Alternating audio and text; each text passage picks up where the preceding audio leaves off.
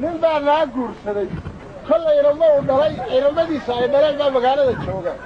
xalay baa loo soo hooyay aqalkan oo kalea dibadda looga dhisay subixii buu soo saaro wuxuuhi waan furayaa gabadha waxa laydhi war miyaad waalatay xalaabad keentee sideed u furaysaa dee reerkoodii baynu isqabsanaynaa noo jilciyo waxa aad ku furaysa noo sheeg baa layidhi adeerayaal wuxuu yidhi waa ogtiin dumarku dhibta aynu u marro gabadhaa shan haloon ku arkay baana ay tahay baanan u qabayn buu yidhi waa maxay baa la yidhi wuxuu yidhi waa gabadh xoolo moog waanay ayaan daran tahay waanay dhaqasho xun tahay waana qubayo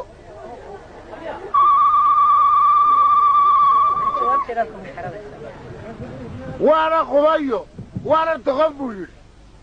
kow wuxuu yidhi waa xoolo moogto xalay markii day aqalkaa dibadda lanooga dhisay kabahaygii intoon qaadaan aqalka hortiisa dhigay buuhi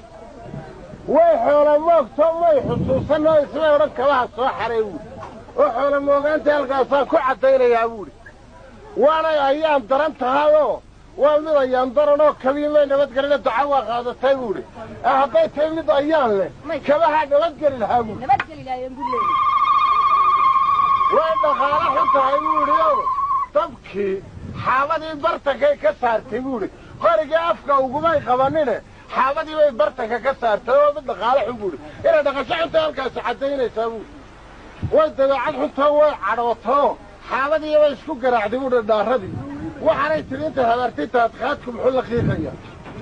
waa qubayoo way la hesho saqdii dhuxunbaa daruuri nagu fadhiisatay buuhi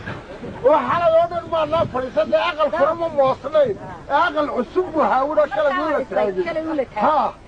xalay oo dhan waanu taagnay buuhi daadkana dhex yaacayay